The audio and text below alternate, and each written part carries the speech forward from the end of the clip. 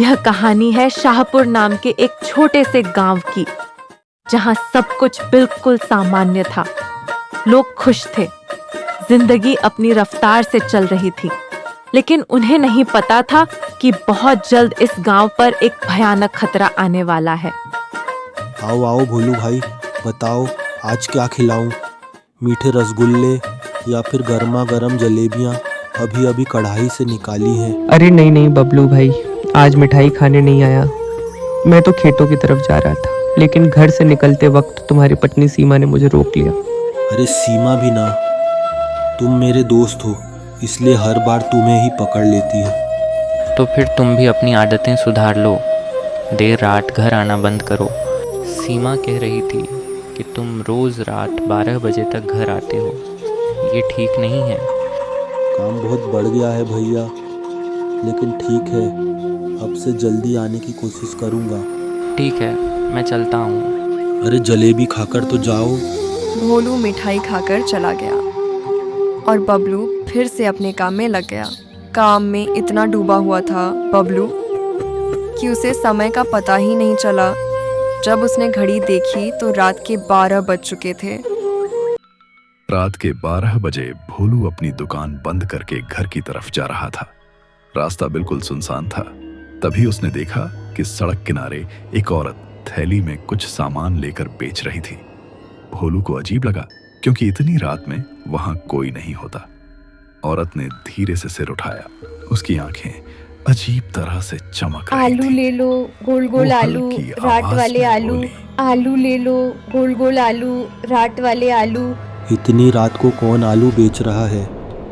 कौन हो तुम? नहीं, अरे पगली, टोकरी में तो कुछ है ही नहीं, बेच क्या रही हो? अचानक उसकी आंखें सफेद हो गईं। आलू? आलू उसके तो तुम हो। शरीर से धुआं निकलने लगा और कुछ ही पल में वहां बबलू की जगह एक बड़ा सा आलू पड़ा था और औरत एक डरावनी चुड़ैल बन चुकी थी। भोलू भैया, ये रात भर घर नहीं आए? चिंता मत करो भाभी, शायद काम से बाहर गए होंगे।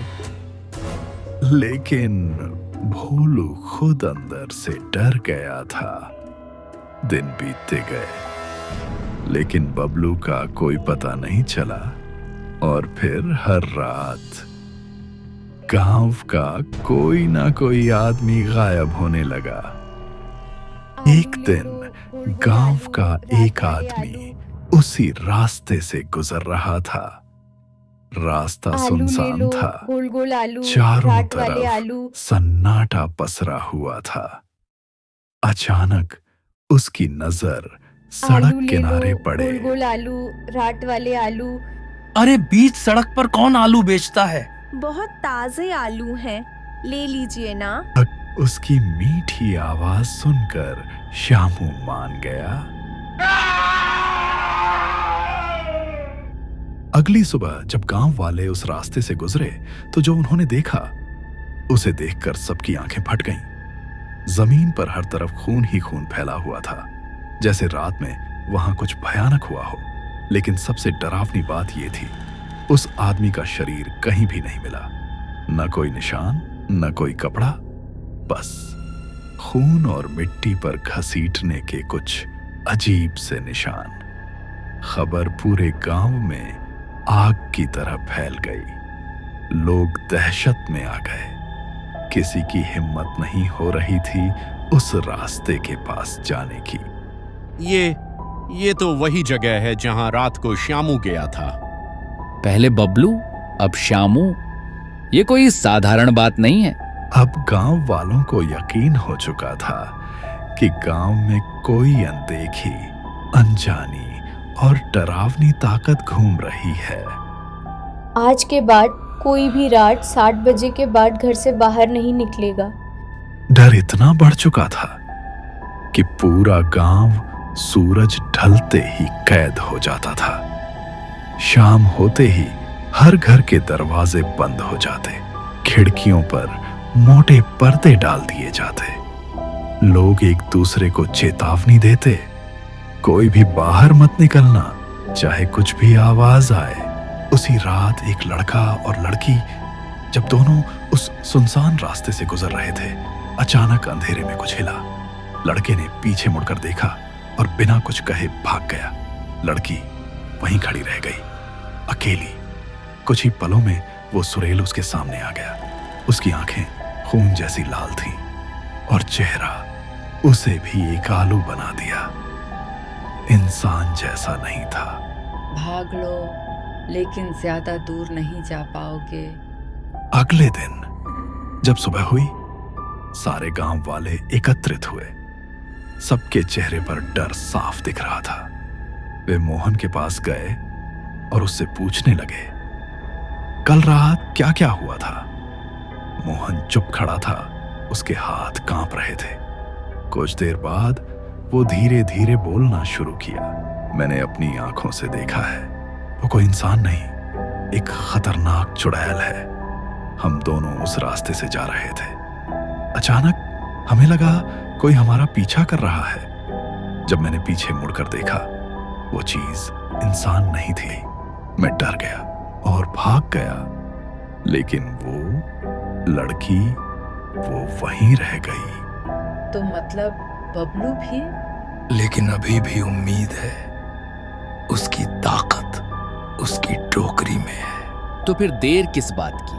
आज ही उसका खेल खत्म करते हैं। था उसी दिन सारे गांव वाले मिलकर एक गुप्त योजना बनाने लगे। हर कोई सावधान था। कोई नहीं चाहता था कि सुडेल को इसकी खबर लगे। योजना तैयार होते ही सब लोग रात का इंतजार करने लगे। जैसे ही अंधेरा छाया, गांव में सन्नाटा फैल गया। सब अपनी अपनी जगह छिप कर बैठ गए, हाथों में जलती हुई मशाल लिए। कुछ देर बाद वो सुडेल अपनी जगह पर आ गई। उसकी परछाई अंधेरे में हिल रही थी और उसकी आंखें चमक रही थीं। तभी इशारा मिला और अगले ही पल सारे गांव वालों ने मिलकर अचानक उस पर हमला कर दिया। मशालों की आग चारों तरफ फैल गई। सुडेल जोर जोर से चीखने लगी। वो भागने की कोशिश कर रही थी, लेकिन चारों ओर से गिर चुकी थी। धीरे धीरे वो आग में जलने लगी। उसकी चीखें कम होती गईं और कुछ ही देर में वो राख बनकर खत्म हो गई। और तभी उसकी टोकरी हिलने लगी, जिसमें उसने जिन लोगों को कैद किया था वो एक एक करके बाहर आने लगे। सभी लोग आजाद हो गए और गांव में फिर से शांति लौट आई। दोस्तों, मुझे यह कहानी बनाने में कम से कम 10 घंटे लगते हैं। अगर आपको यह कहानी पसंद आई हो तो चैनल को सब्सक्राइब जरूर करें और वीडियो को लाइक भी कर दें। अगर आप सच्चे महादेव के भक्त हों तो इस चैनल को अभी सब्सक्राइब करके लाइक कर देना और कमेंट में हर हर महादेव जरूर